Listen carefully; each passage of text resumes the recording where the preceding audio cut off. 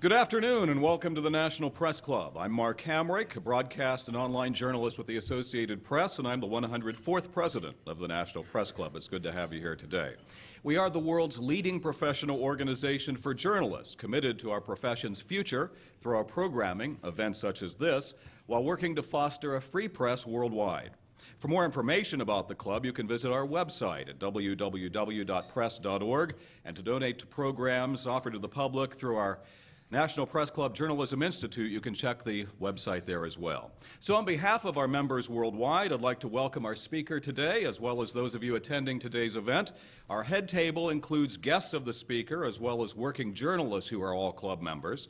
And if you hear applause in our audience, and this is something I'm reminding people throughout this political season, as well as for today's event, if you hear applause in the audience, we'd note that members of the general public are attending, so it's not necessarily evidence of a lack of journalistic objectivity.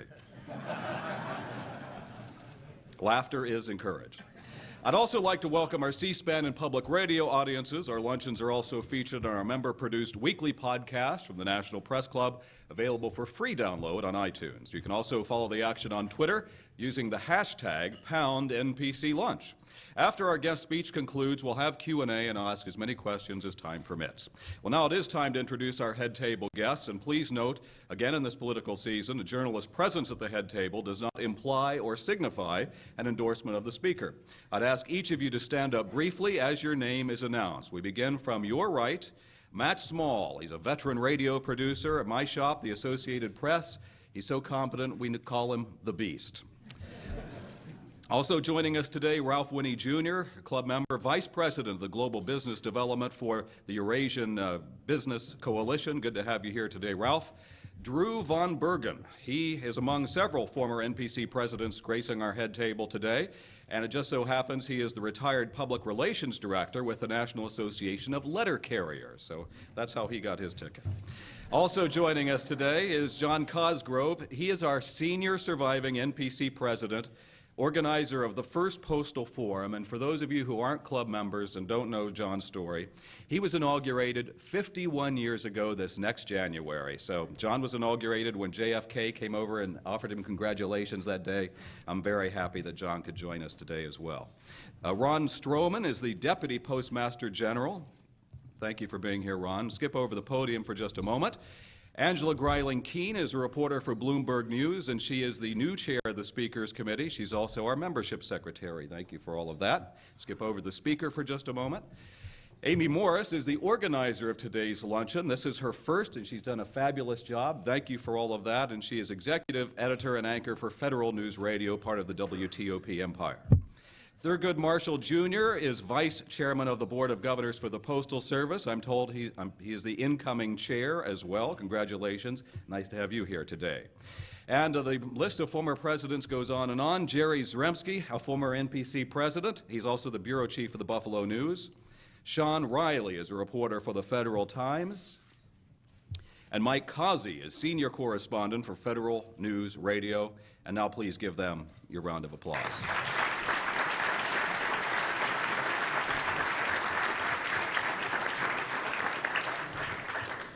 Popular lore tells us of the U.S. Postal Service, neither snow nor rain nor heat nor gloom of night stays these couriers from the swift completion of their appointed rounds. But what weather might not prevent, a financial storm could. The fact is, the United States Postal Service has been woven throughout the tapestry of American life. Since the birth of this country, it has been part of our community and our communication. But that tradition, that service, is very much at risk. The Postal Service is an organization in need of a new business model, it seems. As it stands, it cannot simply fold. It is under a legal mandate to serve all Americans, no matter where they live. The letter carrier who goes door to door in downtown Washington has the same responsibilities as the one who travels by boat to remote villages in Alaska. It is one of the few government agencies authorized by nothing less than the United States Constitution, Article 1 to be precise. The workers, businesses, and communities that rely upon the Postal Service, its deliveries, and frankly, its contracts, see it as a linchpin for their survival. It is part of a more than $1 trillion industry that employs upwards of 8 million people. While it might be regarded as too big to fail, it continues to hemorrhage money, and failure appears to be a possibility, if not an option. The convenient blame is often placed on technology, email, text messaging, cheap phone service, making the classic handwritten letter seemingly obsolete. As mail volume declines, revenue continues to fall. In fiscal year 2011, the Postal Service lost more than $5 billion, as we now know. The more complicated aspect of fault perhaps lies with its own retiree health care plan. The Postal Service is legally mandated to pay $5.5 billion in prepayments toward retiree health benefits. It is a bill that has come due, and the Postal Service cannot pay. The man who is tasked with fixing all of this is our guest today, the Postmaster General. Patrick Donahoe has been with the Postal Service for 35 years. He began his career there as a clerk. He was formally named Postmaster General less than 1 year ago, and he has his work cut out for him. In early September, he warned lawmakers the Postal Service was operating at that time with just 1 week's worth of cash. The weekly costs for the Postal Service add up to about $1 billion. And now, Congress is involved. The 21st Century Postal Service Act of 2011 has passed the Senate Committee on Homeland Security and Government Affairs. It awaits action in the Senate, seemingly like a lot of things. This bill would preserve 6-day mail delivery for the next 2 years, and it would also allow the Postal Service to renegotiate existing union contracts, offer buyouts to its employees, and recalibrate the pre-funding requirements for its retiree health benefits. So how can the Postal Service be saved? Will the legislation do the trick, or is it going to be a short-term fix that merely buys a little time? That's why we're here today. Let's find out. Ladies and gentlemen, please give a warm National Press Club welcome to the Postmaster General himself, Patrick Donahoe.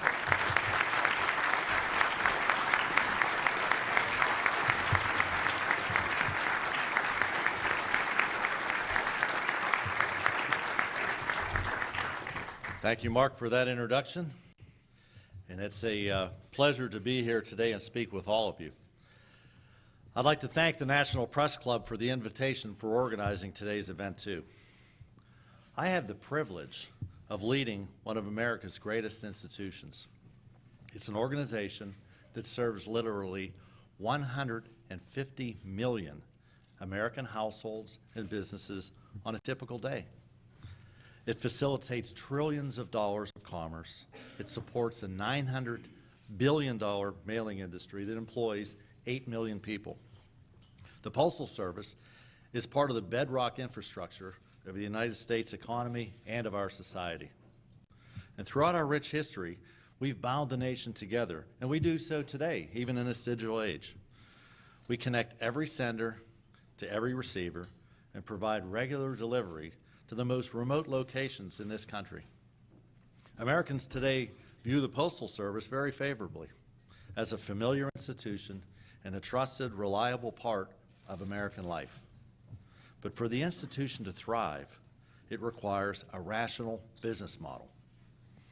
The Postal Service is fundamentally a business. Yes, it's a government institution, but it operates as a business.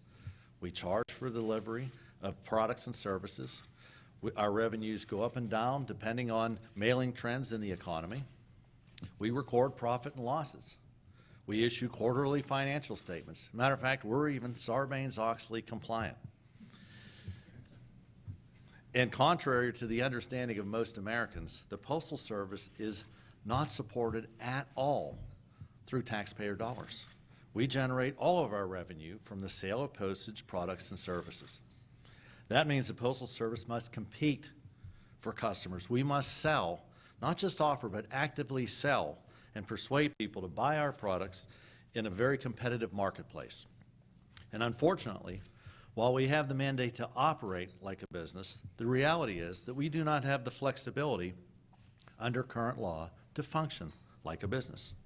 America needs a postal service that can operate more like a business.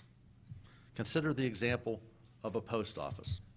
Most retail companies would close retail stores that fail to turn a profit. Roughly 25,000 out of our 32,000 post offices operate at a loss. We've got thousands of post offices that bring in less than $20,000 of revenue in a year that costs more than $60,000 to operate. And many of these are within a few miles of the next neighboring post office. And yet, a reaction from attempting to close one of these low-activity post offices and provide another option is really something to behold. People rally around their local post office, and they do so because it's part of their town. It's a cherished institution. On one hand, that demonstrates the power of our brand and the extent to which our customers feel connected to the Postal Service. But on the other hand, it makes no business sense. There are better and more efficient ways that we can serve our customers. Here's an interesting statistic. Purchasing stamps accounts for 48% of all the retail transactions that happen in a typical post office. Now think about that for a couple seconds. People drive out of their way, go to the post office to buy stamps, and they don't have to do that. Today there are 71,000 locations operated by retail partners that provide a variety of postal products and services, such as buying stamps, dropping off packages, depending on the location. These retail partners are in grocery stores, gas stations, pharmacies, and they're places that are convenient. Part of your regular shopping pattern, they're open longer hours, and most of them are open 7 days a week. It provides a simpler, more convenient experience for our customers. In the coming years, we want to dramatically increase the number of retail partner locations that we offer, and we think there's a huge opportunity for small businesses to operate village post offices or some type of other postal retail unit. And by the way, virtually everything that you can do at the post office today, you can also do on USPS.com. Now the question is, will there always be a role for a traditional full-service post office? Absolutely. But there are other creative, convenient options for providing access to our products and services. We just need the flexibility, just like any other business, to provide them. We're in a deep financial crisis today because we have a business model that is tied to the past. We are expected to operate like a business, but do not have the flexibility to do so. Our business model is fundamentally inflexible. It prevents the Postal Service from solving problems and being effective in the way a business would. Delivery companies facing a significant downturn in revenue would consider adjusting delivery frequency, just as our competitors did when they saw the economy slowing in 2008 and 2009. Now, looking ahead and facing another 20% volume decline on top of the 23% we've had already, the Postal Service should be able to do the same, adjust delivery frequency. Most businesses make product and pricing decisions quickly based on market demand. We still have to go through a cumbersome process to price our products. Our competition can make these changes on a moment's notice. Most companies don't pre-fund retiree health benefits. Not only is the Postal Service required to pre-fund, we're required by law to fully fund an entire 40-year obligation in 10 years. The practical result is the Postal Service has had to borrow money from the Treasury, $5.5 billion a year, to give it back to the Treasury in annual $5.5 billion installments, and that's effectively bankrupted us. The Postal Service has also has been obliged to overpay into the Federal Employee Retirement System, not civil service, Federal Employee Retirement System, by $11.4 billion over the course of the last 20 years. And not only are we obliged to we're not a,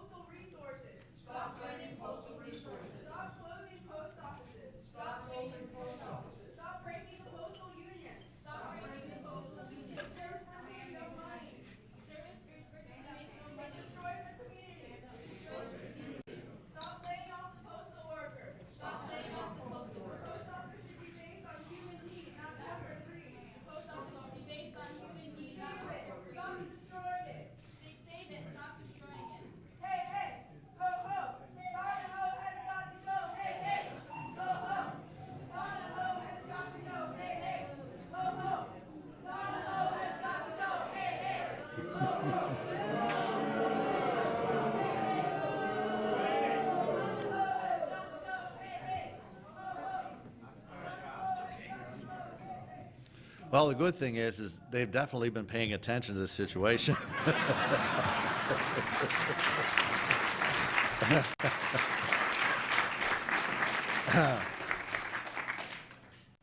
At any rate, if we can only get that $11.4 billion back, we'd be able to keep a couple post offices open.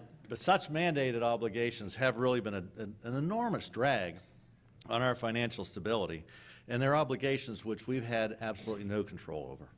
Consider this: during the worst downturn in mail volume in 2008 and 2009, the operations of the Postal Service, the operations were profitable.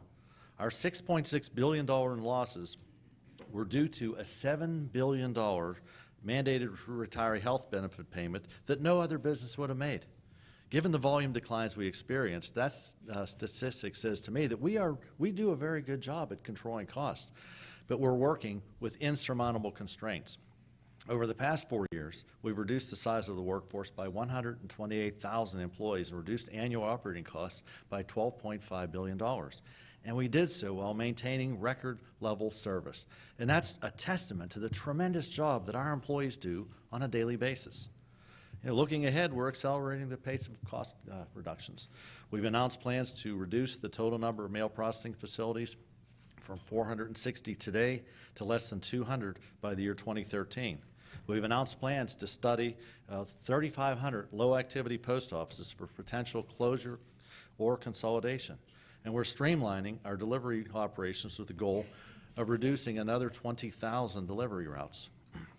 But as significant as these cost reductions and revenue generation activities are, they do not come close to returning the Postal Service to profitability. To turn a profit and to get on a sustainable financial track, we have advanced a plan to achieve a $20 billion cost reduction by 2015. Unfortunately, as things currently stand, we do not have the flexibility in our business model to achieve this goal. And for this reason, we propose important changes to the laws that govern the Postal Service.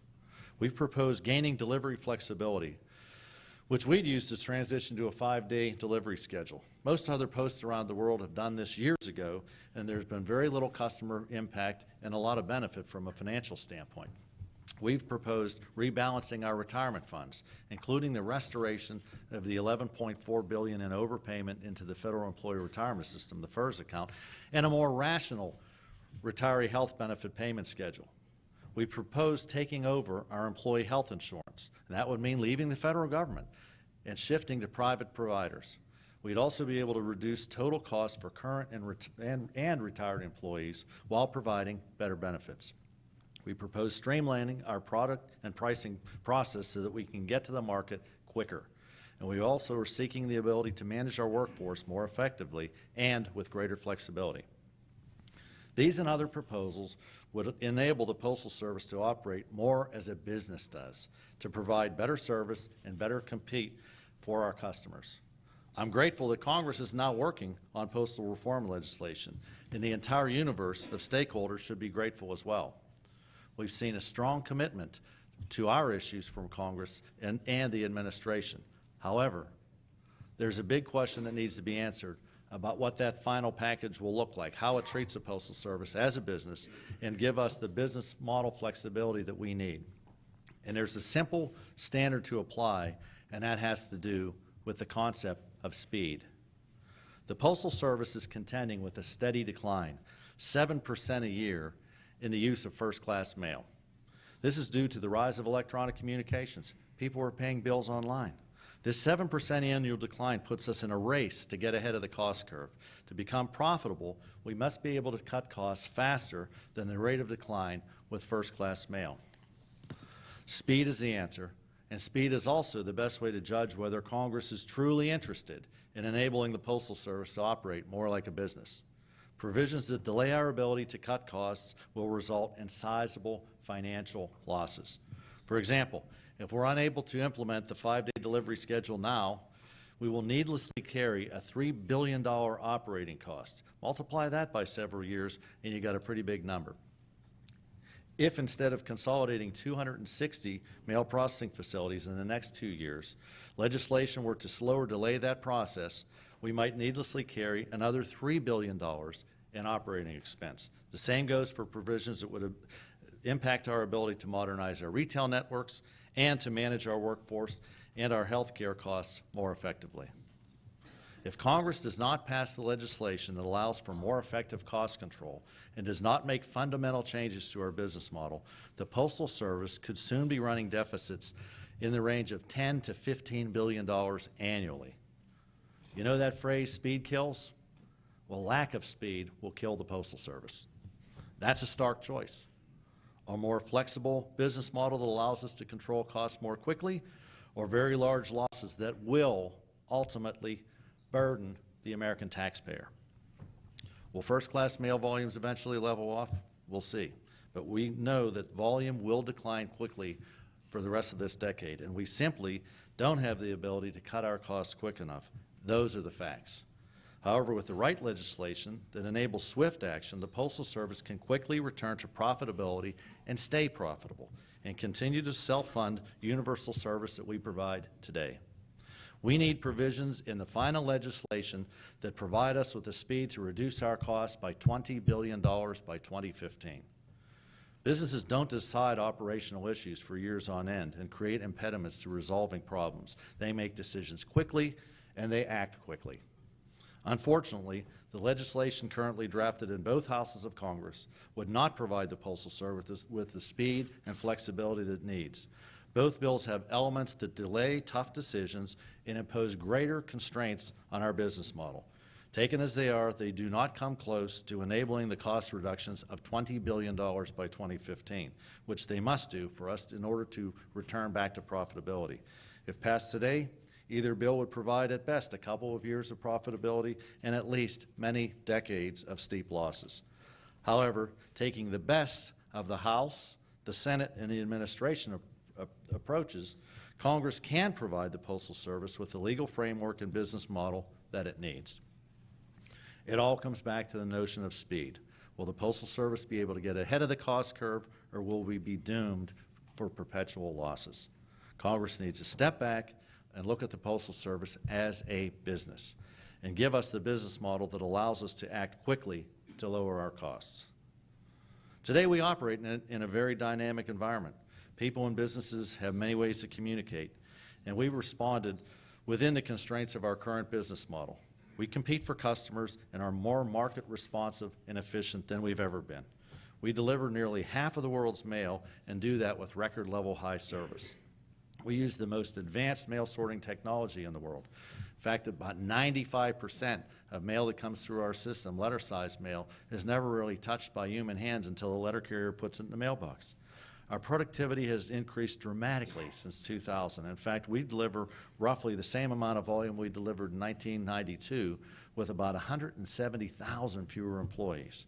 The result of cultivating the mindset of a Postal Service that records profits and losses, operates efficiently like a business, and competes for customers. We've got to go much further down that path. If we do so, I'm convinced that the Postal Service can have a very bright future. We can continue to provide the nation with secure, reliable, affordable delivery platform. We can be profitable and be self-sustaining. We can continue to innovate and change to meet the mailing and shipping needs of the American public for generations to come. We can also be thought of differently as a successful business enterprise that performs a vital national function. It will only happen if Congress develops a single, simple, straightforward piece of legislation that provides key areas of flexibility, the ability to determine our own delivery frequency, the ability to develop and price products quickly, the ability to control our health care and retirement costs, the ability to quickly realign our mail processing, delivery, and retail networks, to streamline governance, and to provide more flexibility in the way that we leverage our workforce. All of this needs to be done right now. The Postal Service is far too integral to the health of the economic health of this nation to be handcuffed to the past and to an inflexible business model. America needs a Postal Service that can evolve and operate with fewer constraints. I have no doubt that the Postal Service will remain a great American institution. But in order to do so, we need a great business model. Thank you very much. So we'll just stand side by side. Thank you. Thank you very much for your poise and your speech. Appreciate that very much. So talking about Congress, obviously in the news today for other reasons, and the so-called super committee, and you're talking about Congress needing to get the job done for you. Let's break this down in two steps. First of all, where is that legislation that you're talking about in terms of moving forward, and how do you look at those prospects at this point? And then the other piece would be what does the apparent breakdown of the super committee's work, or the inability to come up with the $1.2 trillion, how does that affect your operation? So two pieces there. First off, I think it's important to keep in mind that when we talk about legislation, we are pushing for legislation that will help the United States of America, that helps the mailing industry and make sure that the Postal Service is strong and vibrant for the future. So that's the focus, the entire industry and the people that we serve in this country. From a standpoint of where the bills are, there's a couple things that are going on. Number one, the administration has weighed in with a letter that they sent to the Deficit Commission. I'll talk about that in a second. But what they've said is they agree that we should move on the 6 to 5 day. They also make some changes in product offering. They agree to give us our overpayment and defers back and a couple other small things. So you've got that on the table. There are two bills, one in the House, one in Senate. Both of them have gone through a markup process. Again, there's very good points in each one of them. In the House, they're talking about quickly allowing us the delivery flexibility. There's some other opportunities in there for us to control some costs, and also some flexibility from a pricing perspective going forward. In the Senate, we've got some good opportunities there from a standpoint of new product development. They have the ability to move from 6 to 5 day and some other changes, but the problem is there's a little bit of a delay in time on that. So what we'd like to be able to do over the course of the next couple months is try to get everybody on the same page, work through the legislative process, and come up with what we outlined here today as we've talked about this. From a super committee standpoint, we don't know what's going to happen. We've heard that we're in the bill. There's nobody that's come forth and said we're definitely in there. We'll have to see tonight what the outcome is, just like the rest of the American public. So in terms of the prospects for passage of that legislation in the House and Senate, how confident are you? You know, there's a lot of people that would say it's going to be a tough year. You know, if you don't get it done this year, nothing's going to happen with elections next year. But I will say this, I think the administration and the Congress, both the House and the Senate, understand the vital importance of a healthy Postal Service. You know, we've spent a lot of time, and these guys have done a lot of good work. If you see the work that's been done already from the administration, and with Senator Collins, Senator Lieberman, Senator Carper, Senator Brown, they've gotten a lot of things done over in the House side with Congressman Issa, Ross, Cummings, and Lynch. They've gotten a lot. So there's a lot of interest. It's just a matter of trying to get what's out there right now thought through and pushed so that we get something done quickly and we're able to act quickly going forward. One of our questioners sends up a question, says, what is the intent of the Issa-Ross bill if, as you say, it wouldn't actually save the Postal Service? Well, you know, again, I think it's, from their perspective, it's the best way to approach the issue. You know, there's a couple things there. They do allow us to quickly move into a 6 day, from a 6 day to a 5 day environment. They are saying give us the overpayment back from the FERS system. However, there are some additional constraints that I see it, and that's around the network changes. We'd have a little bit more government oversight with network changes, post offices. I think we can do these things much quicker if we just act on them now. Within the bill, the ISA bill also has a control board, which would almost step in like Washington, D.C. and take over the role of the Postal Service and our governors. If we get to that point, we failed. What we're saying is give us the freedom to act like a business now, and we will make sure that we get a much stronger Postal Service going forward right now. We don't really need another body to be telling us what to do. Last night you announced the Postal Service was extending contract negotiations with your two unions. The questioner asks, are you on your way to arbitration and a deal that, quote, favors unions? Well, here's the thing. As I mentioned earlier, our employees do a tremendous job. They provide great service. When you see the reductions that we've done from a cost standpoint and the productivity improvements that our people have shown, They do a great job. We have an excellent working relationship with our unions. We have 4 unions, 3 management associations. They understand the issues that are facing the Postal Service. So when we got to the point last night where we needed an extension, I think it's well worth sitting down to continue to talk. I mean, there may be a solution in there. From a Postal Service standpoint, we're looking to resolve this health care issue and at the same time, more flexibility with our labor. Okay. What happens if you don't reach an agreement? Well, then we go to arbitration, but let's I'm a glass is much more than half full person, so I'm hoping we can get something worked out. Questioner says the November 18th deadline for you to make a $5.5 billion retiree health payment has come and gone, of course. Did you default, and if so, what's the consequence? We didn't default, and what's happened is in the continuing resolution, the Postal Service has been exempted from making that payment now, I think, until the 18th of December.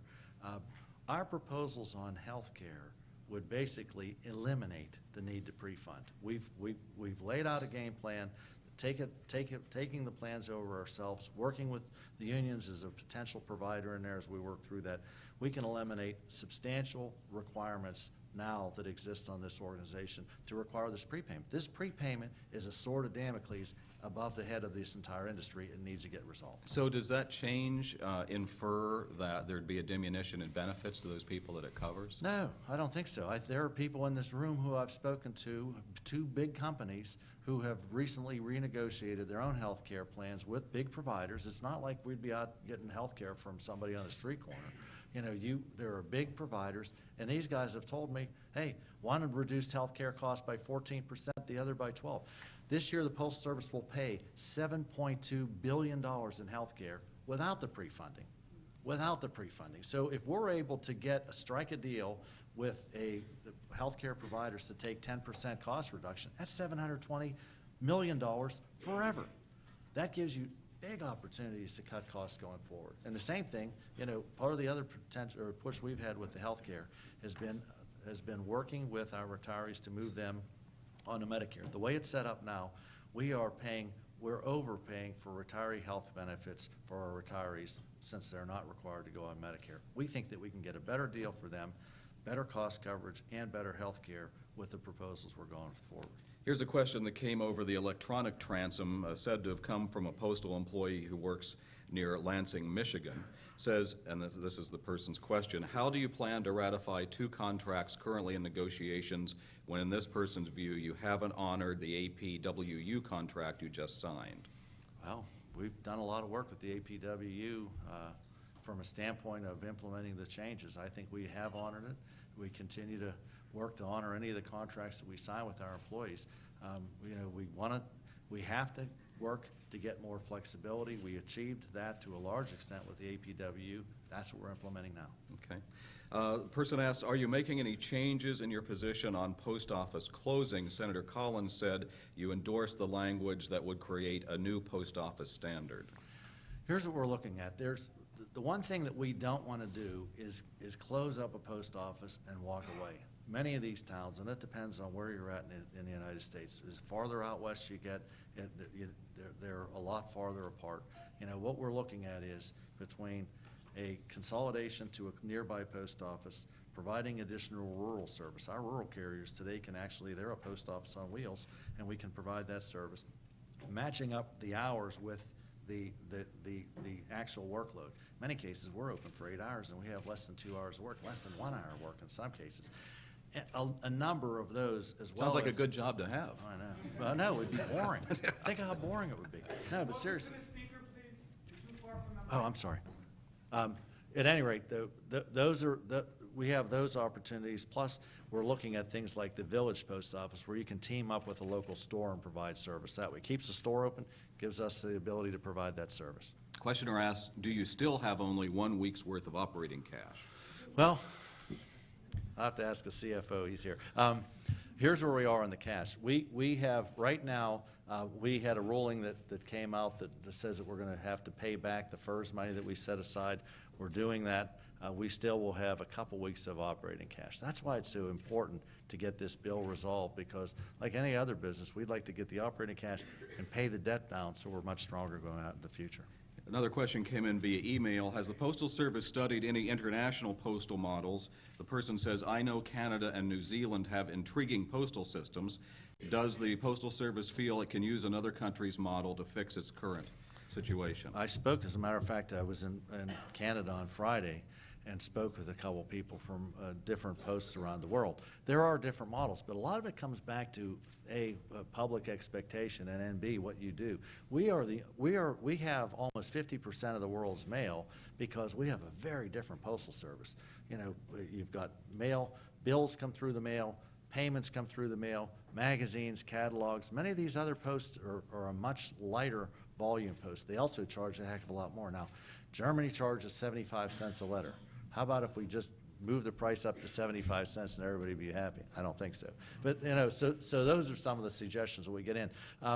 We think from a business model perspective, looking forward, first-class mail is going to drop off. We know that. We're preparing. That's why we need to make some changes. But we think from an advertising standpoint, we think from a package delivery standpoint, and we think that there's definitely an opportunity for us in the digital world, and we want to go in that direction. So along those lines, somebody asks, besides the 5-day week delivery schedule, what other best practices can you adopt? I mean, sort of a variation on the same question. Well, you know, we adopt things based on what we see that are industry bests. And we are very much tied into both FedEx and UPS from a standpoint of delivering their packages, and you know we use them for transportation purposes too. And we've learned a lot from them as far as visibility and customer expectations that way. We've learned a lot from retailers around how to best serve customers, looking at different options on self-service and some of those. So from a standpoint of best practices, we're open to anyone, any business in the U.S. to look and see how best to do it, and the same thing with the foreign posts. What do you do with respect to measuring customer satisfaction, and where are you with that? We have a saying, what gets measured gets done. We measure everything. We measure point-to-point service, whether it's blue mailbox mail. We measure right now all the commercial mail that comes through. We probably on a monthly basis have a delivery score for about 8 billion pieces of mail. So we measure that against time and service. We also run mystery shopper programs, and we've got customer experience measurement. And we're constantly looking at what the customer's saying in order to try to improve our performance. So how are you doing, generally speaking? Our overnight mail service right now is about 96.5% on time. 2 and 3 days is in the mid-90s. From a customer satisfaction standpoint, we get some. We only measure, I'm very satisfied or mostly satisfied. We don't even like to deal with satisfied, and we're up on the high 80s on those scores. The goal there is to get up to 100%. How about the treatment at the counter? All of us have had different experiences with that over time. Some people are better than others. How do you work on that kind of a situation? You have to work on that every day, because as you make changes, what happens is with the work hour changes, work hour reductions you make, you constantly have to work with the employees to talk about how important it is for that good customer service. Do we have some spots where we have to do more work? Absolutely. And we have a lot of great people out there that provide great service every day. Someone asks, how many post offices have you closed, or any, under the latest closing initiative, and how many processing plants, and is there a delay in that process of closing? In the last year, we've closed about 500 post offices. That was in the first run through. This 3,700 we're looking at right now are still in the evaluation process. We've closed about 50 processing facilities over the course of the last year and a half, and we'll continue to do that. I mean, as the volume has dropped, we have to make these changes. You just can't wait until the bitter end and then try to close. We've got to take the costs out now. And is there an appeals process where a community says, hey, we're special? Yes. How does that work? Well, here's what happens. If you close a post office, you have to have a public meeting, and you explain why you want to do that. One of the things we've been learning as we've been going through this is it's better to go in and give people some options. I think that's an area where we haven't done as well going in. It's not been there. We haven't articulated the options. So we'll go in. town has the opportunity to come back to us with an objection or to the regulatory commission. They're doing that. We're trying to work through those things now. The same with the processing facility. We have what's called an area mail processing process where it's the same kind of public hearing, and we go through that process too. And you know, the key thing for us is we shrink this network down. The most important thing for people to know from a customer's perspective is we do not want to make it any more difficult to get mail into our system. We want to make it easy, so we'll retain locations where we're closing a facility so that people don't have to go out of their way. In fact, for a lot of the small businesses, we want to have the mail come through the front door rather than the back door, which will even make it easier for people. So as we make these changes, we'll use technology to make it a much better, friendlier process for the customers. So can the political process get involved here when you're asking Congress, obviously, to give you legislation to make your operations fiscally sustainable? What kind of involvement politically do members of Congress have on this decision-making process as it relates to closing post offices? Well, you know, you get opinions from many different people. Some people, and it's interesting, I mean, there's 535 members of Congress, and I think if you gave them a list of 10 issues with us, you would have 535 different scores at the end of that. There are some members of Congress that don't close the post office for any reason. There are some that are pushing to close. There are some that want us to move from 6 to 5, others that are worried. A lot of it is our responsibility to educate and put all the options in front of people. You know, the more we can communicate and make sure that people understand, A, where we're trying to get to, and B, how we're going to get there, I think that we'll be able to move both the public and Congress in that direction. 6 to 5 day, hey, you know, 80% of Americans now are saying move from 6 to 5 day. Do not become a burden on the American taxpayers. We do not want to become a burden on the American taxpayers. Back to the union question. The questioner says there's a lot of animosity between management and unions. Do you have any hopes or plans to try to change that? Well, I don't think that there is that much animosity between management and union. You're going to have that down through an organization at any point in time. You can find that in the auto industry, the steel industry, anywhere else you've got a unionized workforce. I think that our 4 union leaders are very responsible people. The 3 people that are the heads of our management associations, very responsible people. You know, they have their opinions on things. I like to be able to listen. I also respect those opinions, and I also know that they've listened to a lot of our suggestions. I think bottom line, both with the unions and the other stakeholders in this industry, is we've got to coalesce. We have to give some things up in some cases.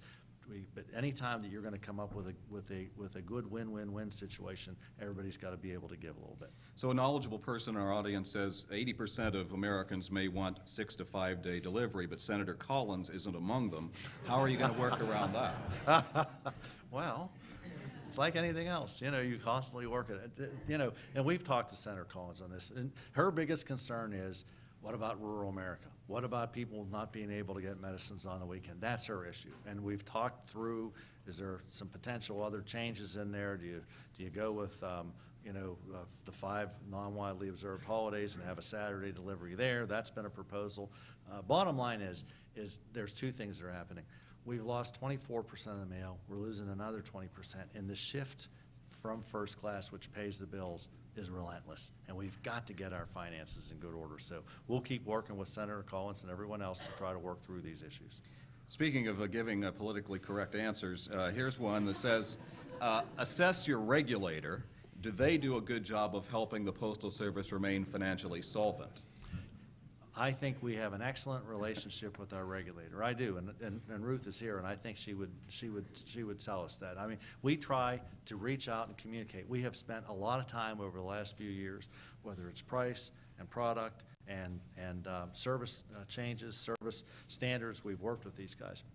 To a large extent, the issues that we're looking for are legislative issues. It's not, the regulator does what they're supposed to do.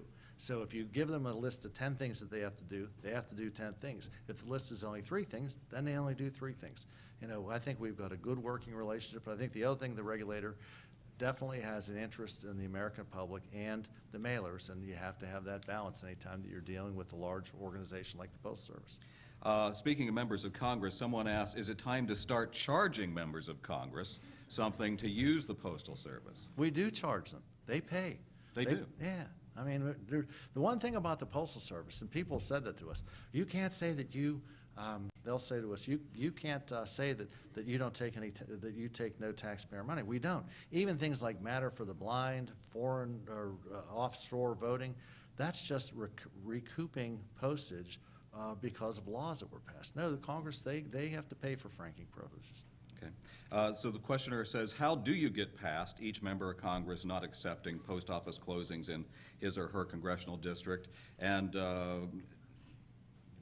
do any of them see the so-called big picture when it comes to jobs and services in their home districts? I think that Congress and Congress dealing with the Postal Service is not a whole lot different than dealing with the rest of the issues that we face in this federal government. We are a microcosm of what's happening now. There's a $7 income and a $10 spend, and you have to figure out what's the best way, the fairest way, the least effect on customers to shrink that down. As we sit down with people and you walk through the options and you explain things, they understand. There's very few people that I've run into over there who have been adamant and wouldn't listen on any point. If you share the ideas, and we listen, going in trying to understand both points of view, I think that that's the approach that we're going to have to take in order to get this resolved. I think one of our former presidents here at the table is saying, what would Ben Franklin, our nation's first Postmaster General, do to improve Postal Service operations? I'm not sure. No,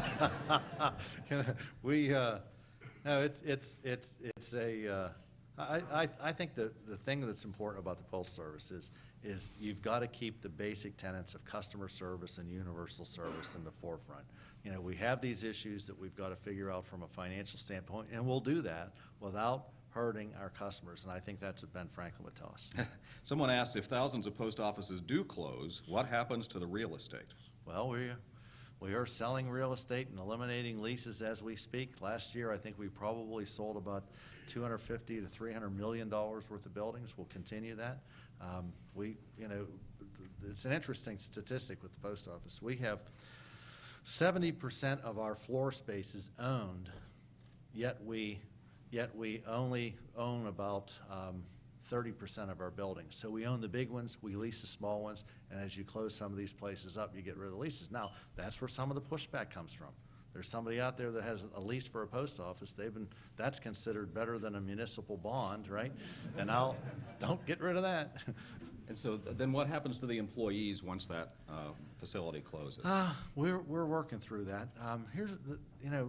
From an employee standpoint, we've reduced the career headcount and non-career headcount in this organization by over 250,000 people since the year 2000. We've never laid anybody off. There's been a couple of people that have chosen to leave based on moving somewhere, but we're proud of that. I mean, I come from Pittsburgh, Steel Town. I watched thousands, 50,000 people get laid off in one fell swoop. When you come to work at the Postal Service, people do a good job. You read our motto in the beginning, even though it's unofficial. People feel that way. And trying to work through this process with unions, with local people, put options out there, that's what we want to try to do as we downsize. The one thing we have in our advantage is there's 155,000 people right now who are eligible to retire. So if they retire, then they're not unemployed. So we're trying to work through all those too. And someone asks, have you had trouble selling any of these facilities in what is not a great real estate market? We've had a couple that have been on the market. It's interesting, our feeling a couple, maybe 2 years ago was, well, maybe we should hold on. But the look ahead with real estate is not getting any better. I mean, you're hearing this talk about the bubble or, and the pricing issue still being there for the next 10 years. So our feeling is sell them, put the money in the bank, cut the operating cost. How much impact are your current campaigns for priority mail and smaller pieces having on reversing or slowing your declining revenues? Priority has been great. If it fits its ships, great. I mean, we have a great ad coming out. It'll be probably out next week for the holidays with Al, the letter carrier. We've increased priority mail by about 78%. That flat rate box has transitioned over the last 3 or 4 years. So that's been good. The other thing we've done is that we're advertising right now for first class mail. It's the first time we've done it in years. And the whole message there is first class mail is important, and we think that customers need to think about it that way. We'll also have some advertisements coming up for standard mail, and we think it'll go a long way too. For today's small business owners, what are some of the most cost-effective ways to use Postal Services products and services? Every door direct. If you are a realtor, I was trying to sell people on Every Door Direct from the table up here. It's a very simple way to reach your customers. You can go online. You can actually get into the mail without a lot of the charges that we have when you get a little more sophisticated. Once you get in and find it works, we have a tremendous resource of people out there in the mailing industry, whether they're address firms or whether they're mailers, printers. They do a great job too. It is the most direct way and it's the best return on investment in any way that you can reach your customer. One of the Postal Service unions has hired Ron Bloom to help create a pro-growth business plan. That was a union hire, but have they talked to you about strategies or his role? We've talked to Ron Bloom and the Lazard people. I think it's a good move on the part of the NALC. Ron Bloom, I think any organization that he's been involved with, the focus is on how do you continue to make sure the organization thrives. That way you can provide excellent employment for the union members. So you talked about Germany and the 75-cent stamp essentially there. How do you know what the right price point is, particularly if obviously you're trying to staunch the flow of red ink? Right. Why not have a substantial postal rate increase? Well, that's been an issue for us. What we are very, very careful of doing is pricing ourselves out of business. If you take a look, whether it's catalogs or whether it's advertising mail or first-class mail or periodicals, each of those provides they're a way to communicate with a segment of the American public. Our big fear is if you put too much of a price change on standard mail, you'll chase people to the internet, even though they won't get the same kind of a return. So we're being very careful, just like any other business would. Questioner says, you've said that you'd stop delivering the mail by next fall if Congress does not pass a bill to help you. If Congress does pass a bill that gives you everything you want, how quickly do you see pulling out of the red?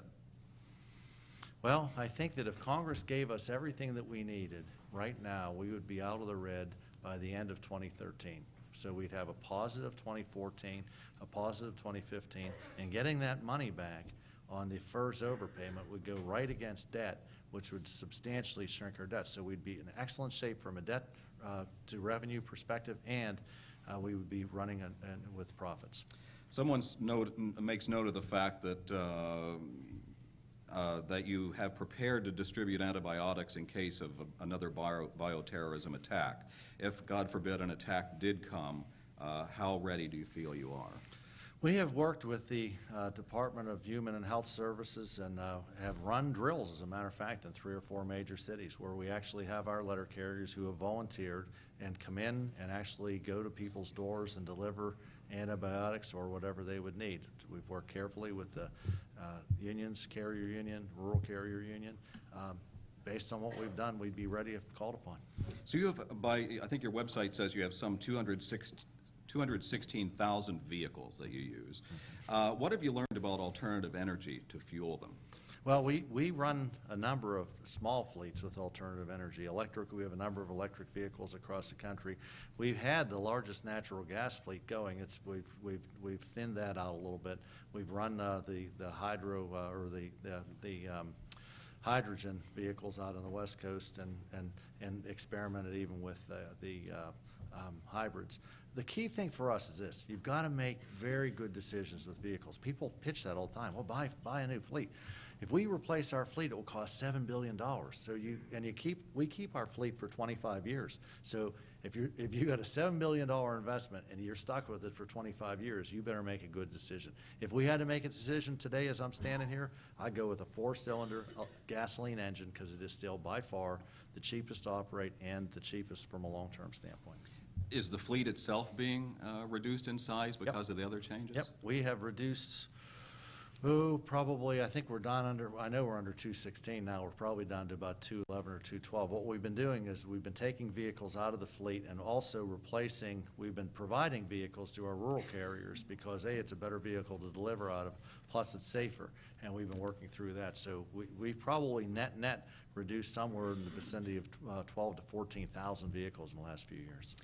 Questioner says the Mail Recovery Center in Atlanta sells a mere 200 lots of undeliverable mail each month at a profit, but one must be in Atlanta to bid and buy. Are you considering internet-based auction methods like GSA? You know, and I'm not so sure, we should be doing that probably on eBay or something like that. I don't know.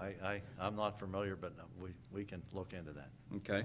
A member of our audience says, who will be the first living person on a U.S. stamp? Perhaps Lady Gaga? One of the Lady Gaga fans. Let me say this. You'll have to wait until the Citizen Stamp Advisory Committee figures that one out. Now, what's the timeline on all that? Probably next year, early next year. There's a lot of discussion going on. They have some excellent ideas. And can you share a few? No, I can't. See, he's a good reporter. Thank you. Well, we're just about out of time, but before we ask the very last question, we have a couple of our dare I say, routine housekeeping matters to take care of. I'd like to remind our audience about one upcoming luncheon speaker. Jim Cantori, the on-camera meteorologist with the Weather Channel, will be here on December 14th, so that will be the next opportunity to see a journalist here in the National Press Club at the podium, aside from myself, perhaps. But the other thing that we do for each and every speaker, including other Postmasters General over time, is to present you with our traditional National Press Club coffee mug. Thank you very much.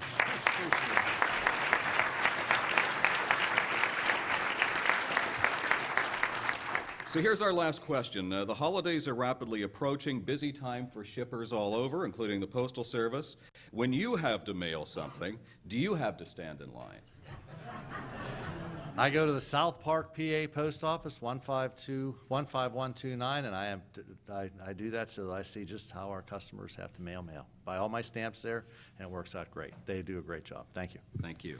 How about a round of applause for our speaker today? Thank you, Patrick.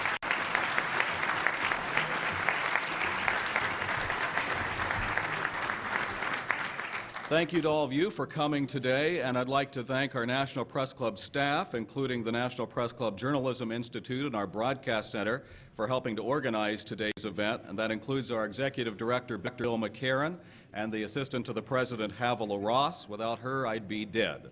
Finally, here's a reminder that you can find out more information about the National Press Club on our website, and if you want to get a copy of today's program, you can check that out at www.press.org. Thank you, and we're adjourned.